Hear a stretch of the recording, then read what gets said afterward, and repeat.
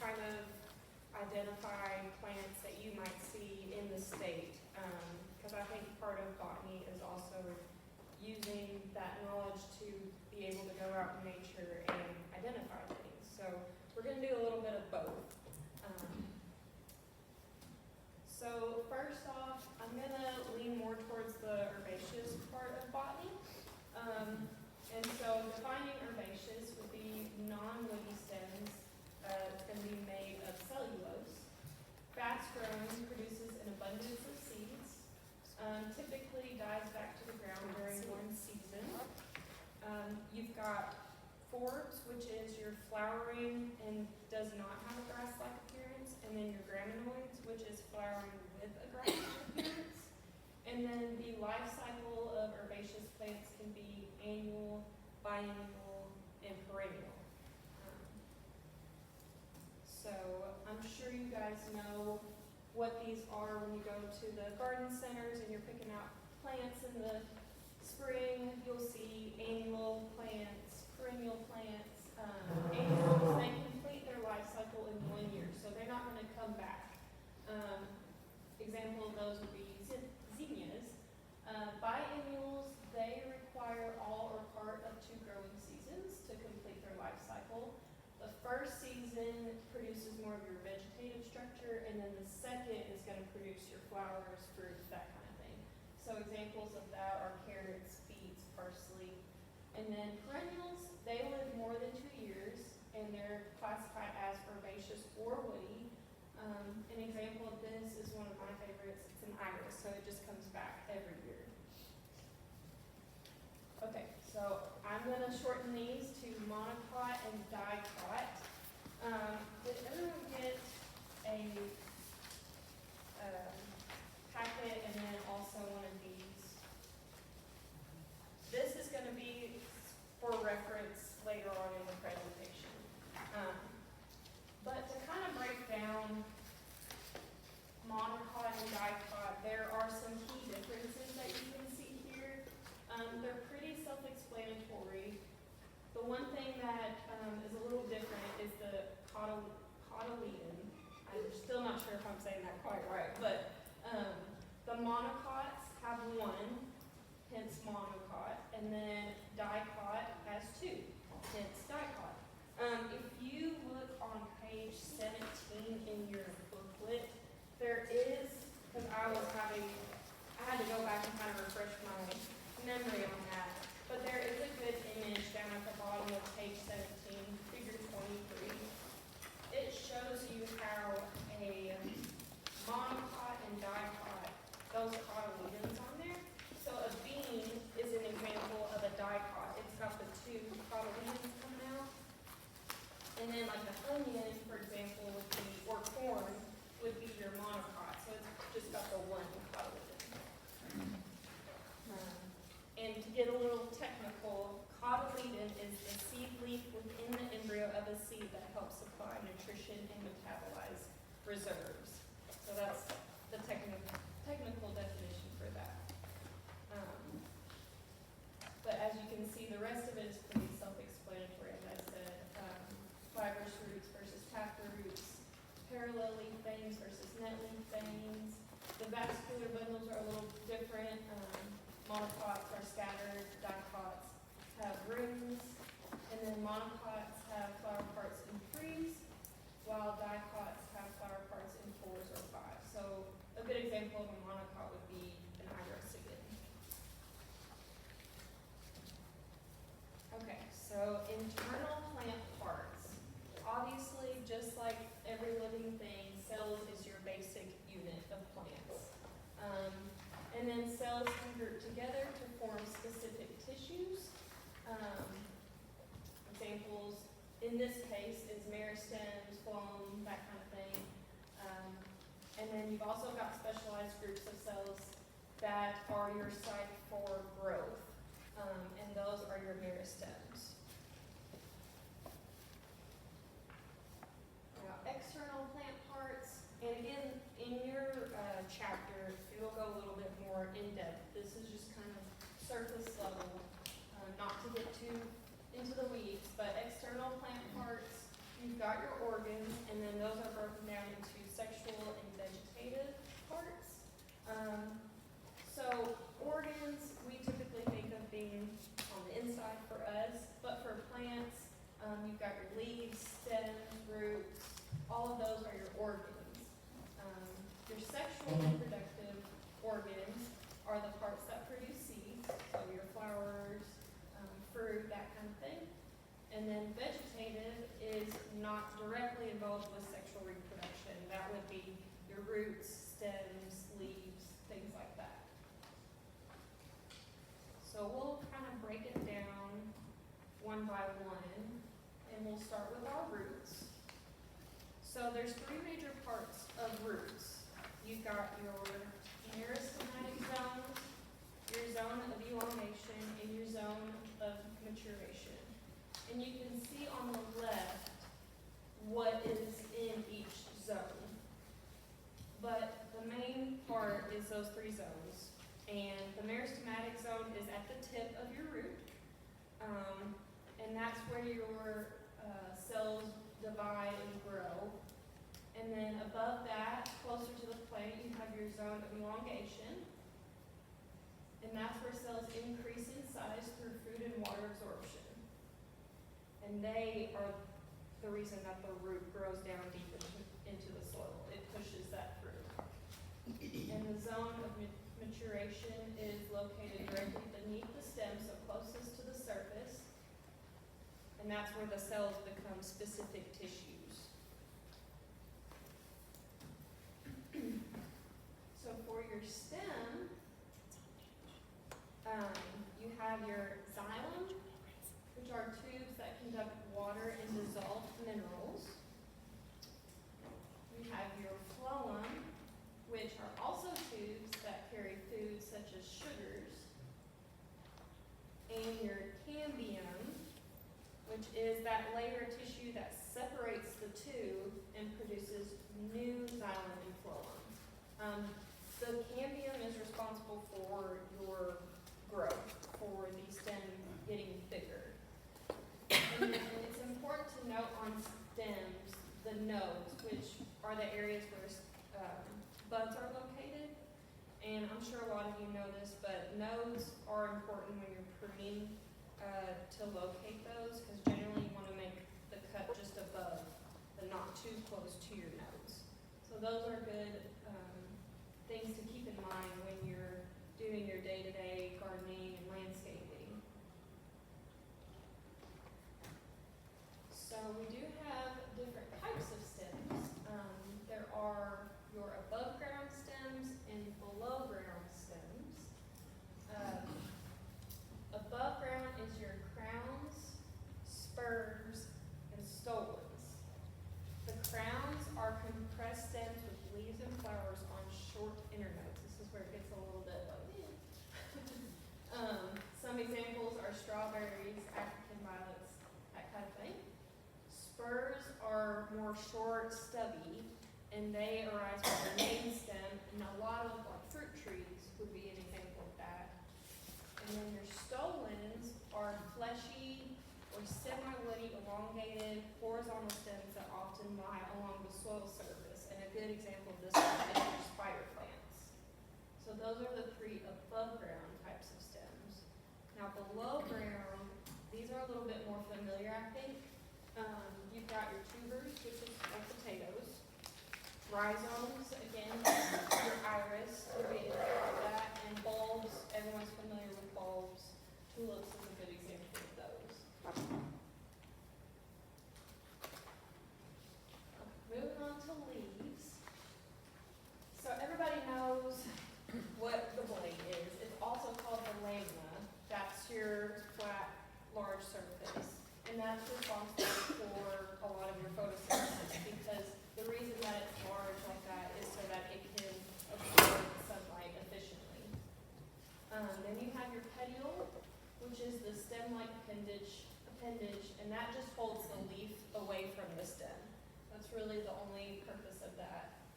And then your leaf axil, which is the node where the petiole meets the stem, as you can kind of see in that image there. The petioles can vary in length, and if there's no petiole,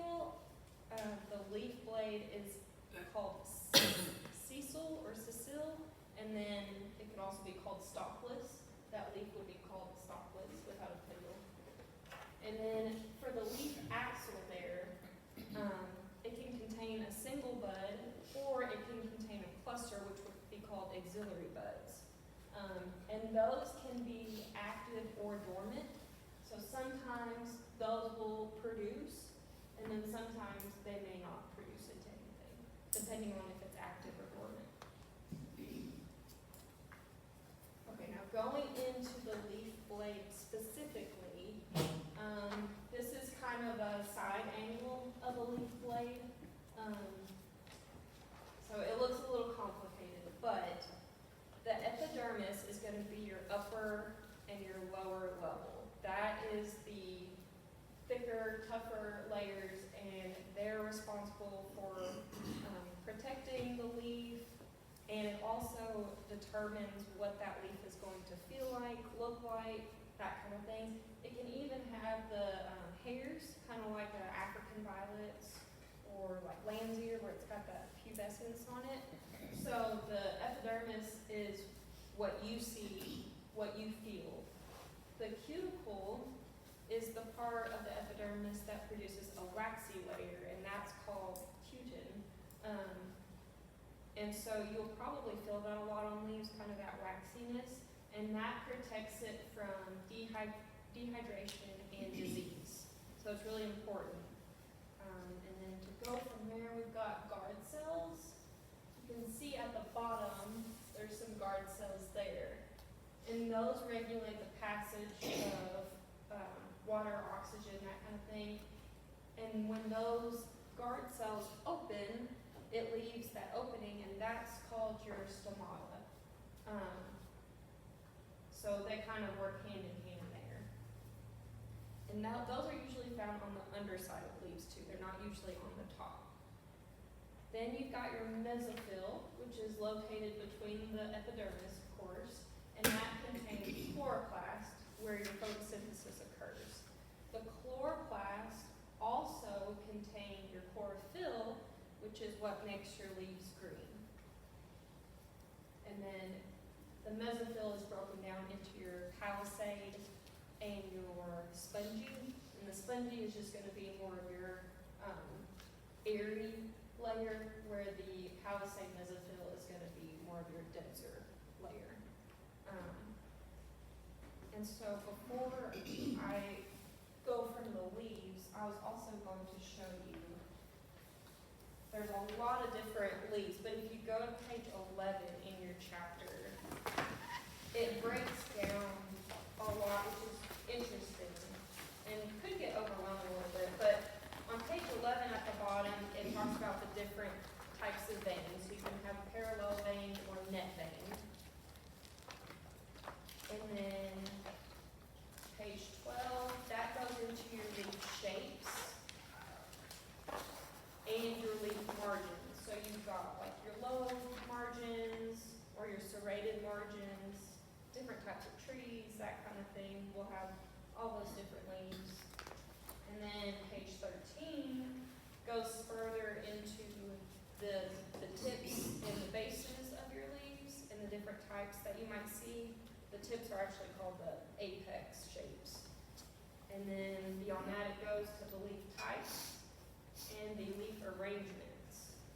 You can have opposite, alternate, world. We'll actually see world a little bit later in the slideshow, but I think that's those few pages are great to just maybe put a little tag in there, because it is interesting to see how many different leaves there are, and just kind of identifying them will help you identify different plants when you're out in nature as well.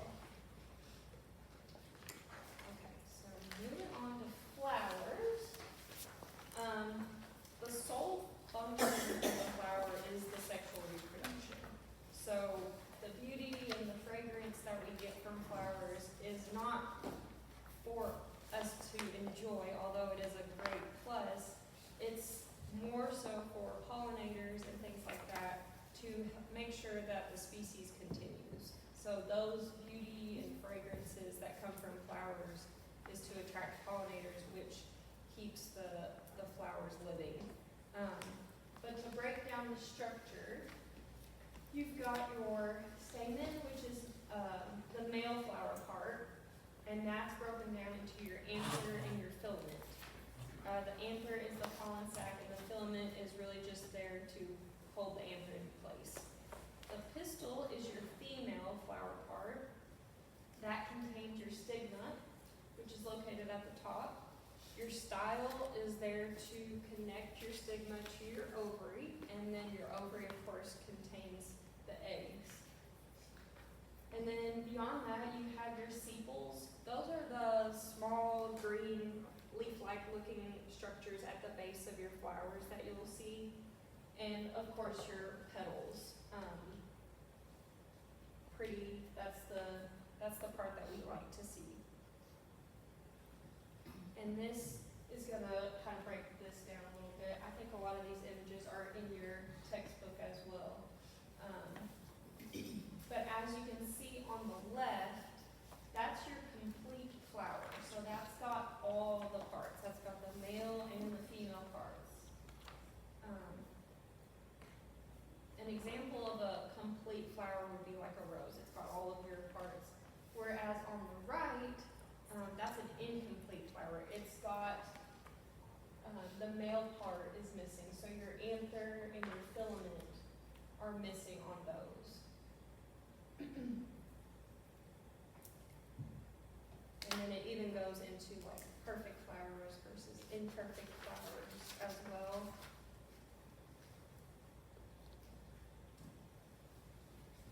Okay, so I gave you guys a handout, and this is kind of gonna help you in our next portion where we're going over some different families and types of flowers that you'll see in Kentucky. This is kind of just like the complete flower head and its arrangement. That's what this means. And so there's indeterminate ones and there's determinate ones. And I'm sure based on the pictures you can kind of imagine some flowers that you've seen that look like these shapes. But these are the technical terms that go along with the shapes of the flowers you may see. And that's a lot of what botanists will use to help identify flowers out in nature. So you can use that as reference, because I know when I was going through some of them, they would throw out, it has a raceme inflorescence, and I was like, what is that? Well, then I started looking at it, I was like, okay, this makes sense now. So it kind of helps to put everything together. So we've kind of went over the structure and what makes up the plants. So moving on to processes, we've got photosynthesis, which most people know what that is. It's a process by which plants use sunlight, water, and carbon dioxide to create oxygen and energy in the form of sugar. And we also have respiration, which is more of a chemical process, and that breaks down your nutrient molecules in living cells to release energy in a usable form. And this is kind of a breakdown of the two processes and how they compare and differ. So you can see there's a lot of differences, and they work together though. So photosynthesis produces food, respiration uses food, photosynthesis energy is stored versus energy is released. Photosynthesis occurs in cells with chlorophyll, respiration occurs in all cells. Photosynthesis, oxygen is released versus oxygen is used. And then the opposite, photosynthesis, carbon dioxide is used versus carbon dioxide is produced. In photosynthesis, as we discussed with the leaves, that occurs in light because it has to absorb that sunlight. And respiration can occur in dark light. So that's a good breakdown of the two processes and how they compare and work off of each other. And then we also have transpiration. This is the process when those guard cells that we talked about, they shrink, which opens up that stomata, and then the plant loses water. And then as a result, the roots pull up water, and this process helps transport minerals, cool the plant, and maintain cell firmness. So it's just that, the process of the roots soaking up that water. Alright, so growth factors for plants, I'm sure you guys know this, but you've got different factors that can affect the growth. Soil, water, topography, of course, if you're in western Kentucky, it's gonna be a lot different versus eastern Kentucky when you're in the mountains. The slope direction, that can affect your moisture, that can include runoff, drainage, that kind of thing. It can also affect your sunlight depending on what direction you're facing. Canopy coverage, that includes your shady, sunny, you'll see that a lot when you're at your garden centers too, if you're looking at your tags and you're looking for something that needs more shade, needs more sun. And then also seed dispersal, so that can be a lot of things, your weather, rain, wind, animals eating things, like you were talking about with your birds eating your sunflowers, that's a good example of that. So a lot of factors can move your seeds around. So moving into more of the diversity of plants that you might see in Kentucky. These are some statistics on the families that you might see, the native species. There's 179 families of plants. Not all of them are herbaceous, but there's 179 families in Kentucky. 2,172 native species and lesser taxa. I had to look that up. I did not know what that meant. Though lesser taxa is things that aren't commonly seen. They are not exactly like normal to see, but they are there. So that includes that as well. 570 non-native species, and there are 2,742 total plant species in Kentucky, and it kind of breaks those down there a little bit. It's kind of interesting. And then your farm and forest land, 12 million, these are approximate. Some of these numbers could have changed a little bit with growth and everything, but 12 million acres of Kentucky is farmland, and it breaks down the acreage there. And then 12.4 million acres is forest land.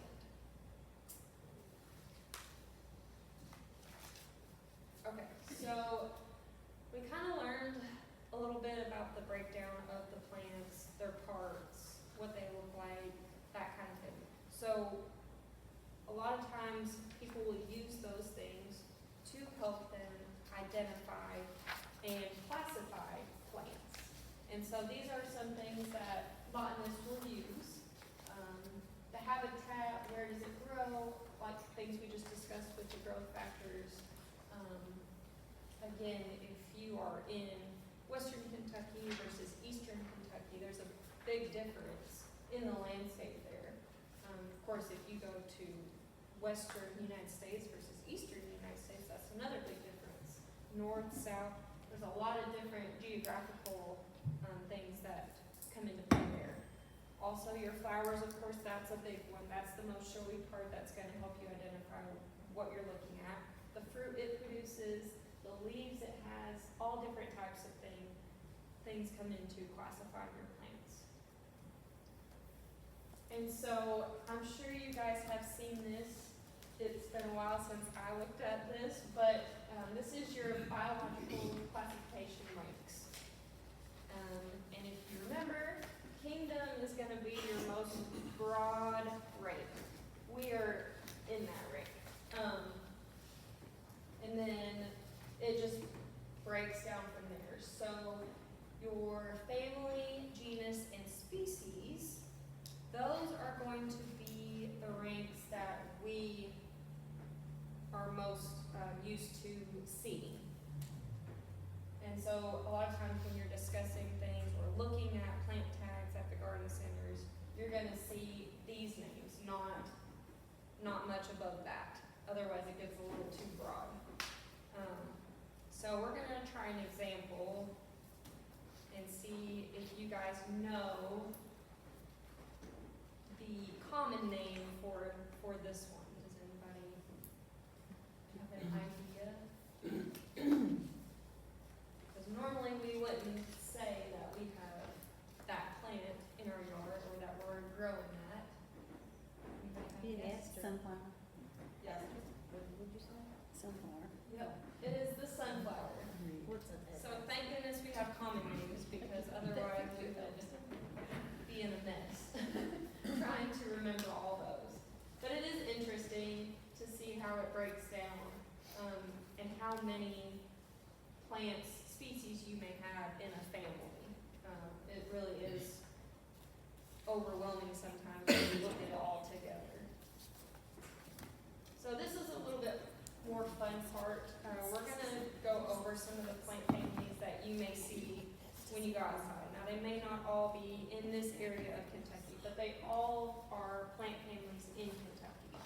So, I was watching a presentation about botany, and he said that a lot of botany is being able to go out and identify things that you see in nature, and a lot of it comes with practice. But he said it's more important to be able to go out and identify plants and animals than it is to identify brands and celebrities. So I was like, that's a good point. Okay, so I'm not going to try to pronounce the scientific name of these. I'm just going to go straight for the more common name. This is the milkweed family. It is perennial, has your umbel-like clusters, so this is where your little cheat sheet might come in handy. This is where I was like, what? And then I started looking at it. Okay, that makes sense. Of course, milkweed, it has that milky sap. It is actually toxic to most animals, but it is a great piece for your monarch butterfly gardens, and just, not just monarch, but butterflies in general. The orange one, that one specifically is called butterfly weed. So, very pretty. Now this one, we should be familiar with from our example. This is annual to perennial. It has your disc florets and ray florets. You can kind of see the difference on that bottom right one with the tubular corollas. Petals, I believe if you do the plural, like a group of petals, is corollas. So, to break that down a little bit, you can kind of see the difference there. And the ligulate, that's more of a flat strap, kind of like that top one there.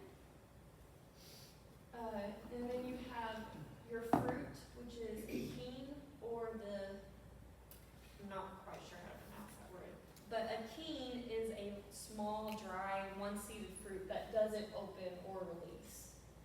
So that gives you a better idea of what that is. Most members have little value to wildlife. Not all of them, but some of them. And it is a very large family. There's about 32,000 members in this family. Of course, the sunflower, like we discussed, that's a great model for this family, the aster family. Your orchid family, that's perennial herbish. So the reason for that is that it's not always going to come back every year. Orchids are kind of tough, and so they, as it says down at the bottom, they have like a specialized fungal relationship.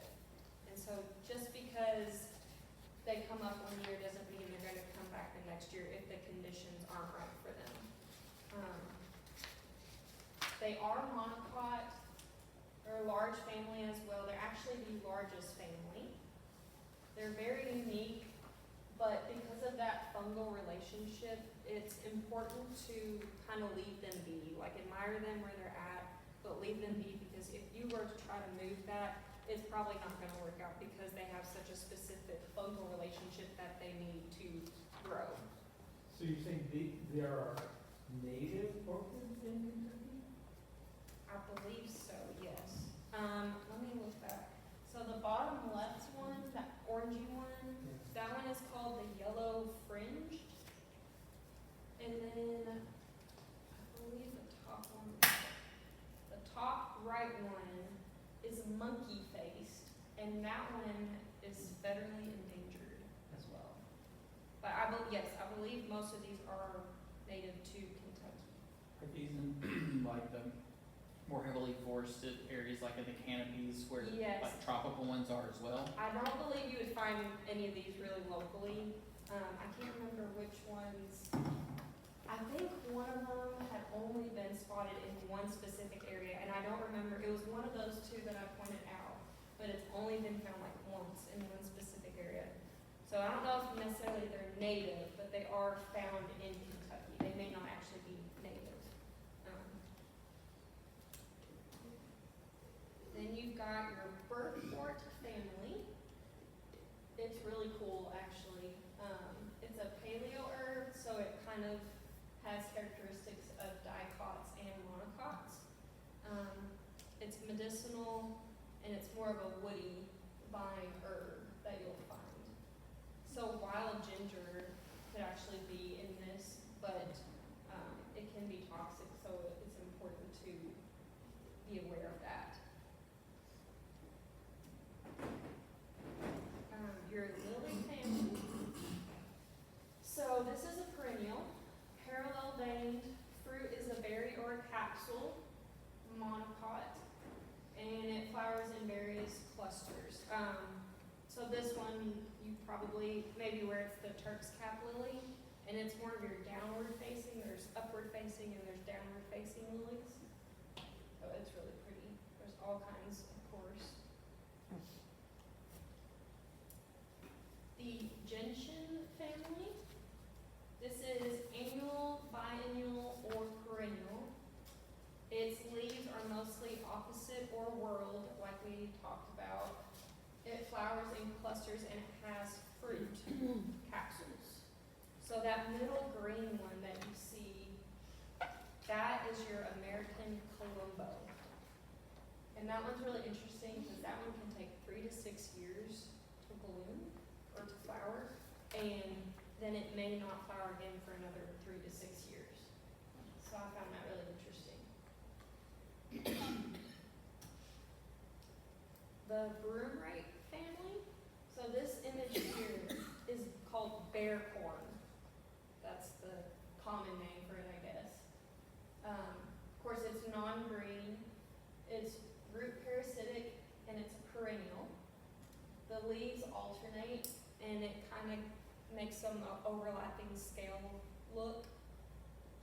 The flowers are solitary or in spikes, and it also has fruit that's a capsule. Kind of a funky looking plant. But again, these are families, so there is a lot involved in these families. This is just a glimpse. The species is going to be your most specific breakdown. Your Indian pipe family is also non-green, as you can see. It's herbaceous perennials. The leaves are alternate scale-like. Flowers are solitary or in spikes. Fruit is a capsule berry. And it also, like the orchid, relies on a fungal relationship. So that bottom white one is called ghost pipe.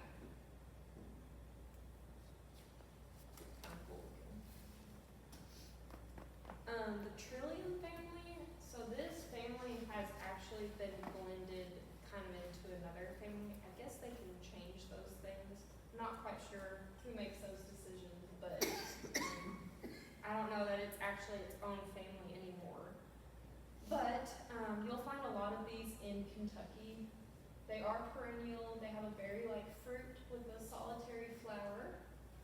The rhizomes can actually cause digestive problems and vomiting, so you may want to just admire them from a distance. And they have a special relationship with ants. So they take the seeds, the ants do, and they take them, and then there's a sugary coating that they eat. And so they like that sweetness. And then the poppy family, it can be annual, biennial, or perennial. It's colored with milky sap, solitary flowers, And the capsules open by valves or pores, which kind of basically means that the seeds just kind of pop out of these. There's not really any fancy method for that. And finally, your buttercup family. So these are annual and perennial, woody vines or shrubs, various clusters. The fruit is follicle or achene. Again, that's that simple dry fruit that doesn't release the seed. And then you have your medicinal herbs in this family, like your golden seal, and poisonous plants, like the baneberries. So it's important to know these families, know that there are good things, and then there is also bad things. So when you're out, just be aware. And that's where botany is important, to know the background behind these plants and what they're made up of, and it can help you navigate nature and plants that you may see out in the wild. The top left one, that red one, is the columbine, and then the bottom one, that blue one, is the hepatica. Both really pretty. And finally, so if you're thinking about like adding more native plants to your landscape, it's just important to consider some things. This is actually an image of a home garden where they got like rescued plants and made a pretty landscape garden out of that. But just knowing, again, your conditions, where you're at, your soil, climate, your, you know, if you're in the mountains, if you're not, that kind of thing. And then if you're doing that kind of thing, make sure to add plants that are gonna provide food and shelter for pollinators. So for your bees and your butterflies, you have to cater to them, because those will help keep your garden going and beautiful.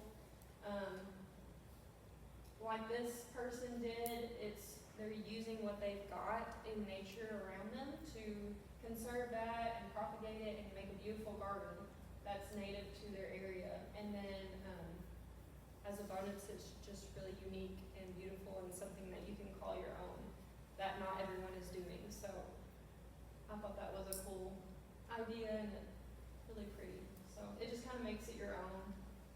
But there's things to consider with that, and things to know in the back of your head what you can and cannot do. So with that, I think I'm done. You guys have any